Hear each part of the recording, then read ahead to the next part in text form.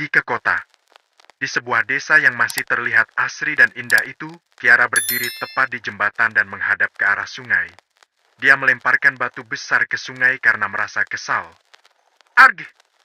Setelah puas melampiaskan kekesalannya, dia langsung menuju ke rumah dan tentu saja akan mengemasi semua barangnya. Hari ini dia akan pindah sekolah ke kota dan ibu dan bapaknya ikut mengantarkannya ke sana. Kiara sedih karena harus berpisah dengan teman masa kecilnya. Dia sudah nyaman di daerah ini dan sekarang tiba-tiba bapaknya malah menyuruh pindah sekolah ke kota dan tidak dapat diganggu-gugat lagi keputusannya itu.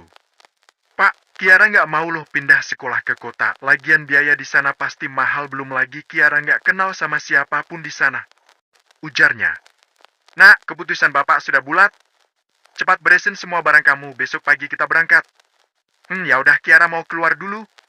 Izin Kiara dengan wajah lesunya. Mau kemana tuh Kiara?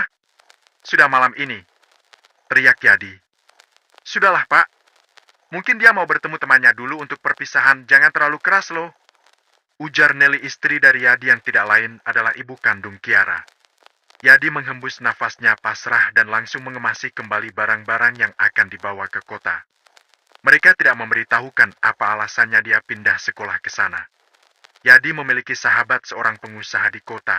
Dahulunya mereka mengikat perjanjian tentang sebuah pernikahan untuk anak mereka, jika salah satunya sudah lebih dulu menginjak umur 17 tahun. Dan saat ini anak lelaki dari sahabatnya sudah genap 17 tahun yang sudah seharusnya mereka menepati janji tersebut.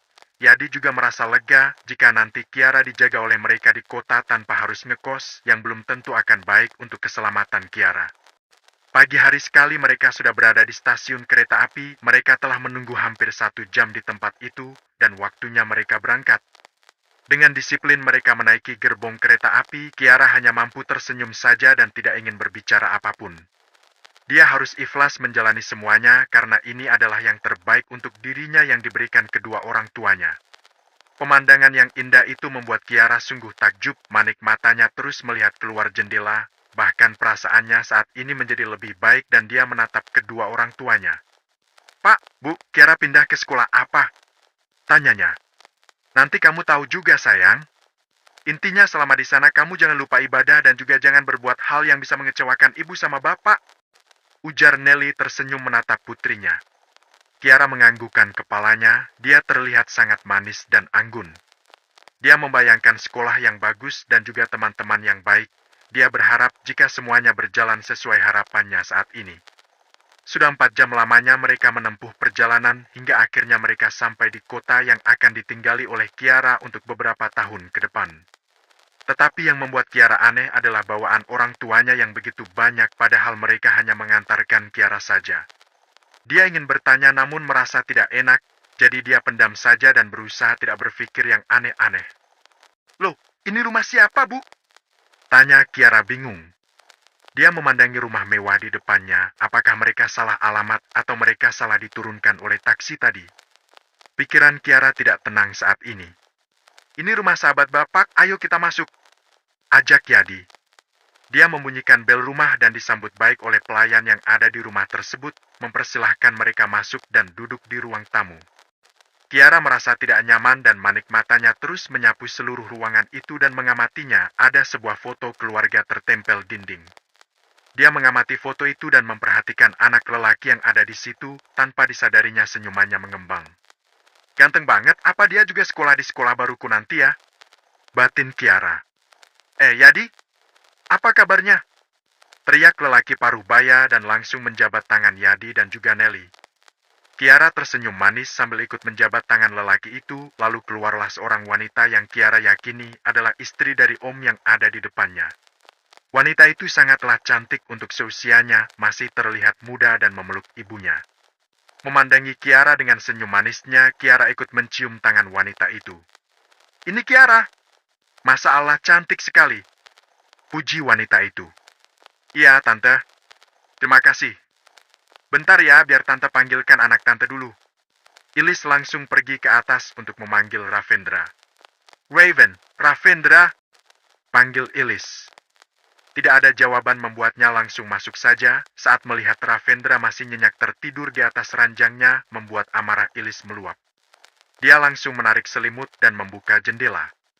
Mama, apaan sih? Ini kan hari Minggu, Raven masih ngantuk. Bangun, ada yang mau Mama kenalin sama kamu. Arg, Raven Miles kenalan sama siapapun. Bangun atau semua kartu kredit dan aset kamu Mama sita. Ancam Ilis. Arg, Mama nggak asik mainnya, selalu ngancem mulu. Ya, ini Raven bangun, mandi dulu. Dengan nyawa yang belum sepenuhnya terkumpul, dia berjalan menuju kamar mandi. Brah, Raven menabrak pintu akibat berjalan sambil tertidur. Membuat Ilis menggelengkan kepalanya, Raven langsung membuka matanya dan mengusap kepalanya yang sakit dan berjalan kembali memasuki kamar mandi. Cepatan, Mama tunggu di bawah, teriak Ilis. 30 menit lamanya sudah Kiara berada di rumah ini, namun lelaki itu belum juga muncul. Ilis kembali gelisah dan izin untuk memanggil Ravendra, namun belum sempat dia menaiki tangga sudah terlihat anak kesayangannya itu berdiri di atas dan menatap mereka semua dengan tatapan yang tidak dapat diartikan. Manik mata Kiara terpesona melihat ketampanan Ravendra, dia tidak menyangka jika anak dari sahabat bapaknya sungguh tampan sekali.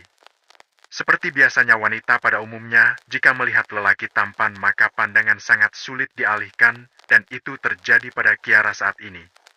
Ravendra menuruni tangga dengan tangannya yang dia letak di saku celana. Setelah dia turun dan mendekati Ilis, dia pun berbisik. Ma, mereka siapa? Mereka calon keluarga kamu. Maksud Mama? Tanya Ravendra sambil mengerutkan keningnya. Sudah salaman dulu sana. Ilis mendorong tubuh Ravendra hingga dia tepat berdiri di hadapan Yadi. Ravendra tersenyum kaku dan langsung mencium tangan Yadi dan juga Nelly, namun saat manik matanya melihat ke Kiara, dia langsung berdiri dan memasang wajah dingin kembali. Kiara langsung menaikkan satu alisnya melihat perilaku lelaki itu, respeknya langsung berkurang karena melihatnya seperti itu. Raven, itu anaknya Tante Nelly namanya Kiara, kenalan dong, ujar Ilis. Udah tahu, jawab Ravendra. Kalian sudah saling mengenal?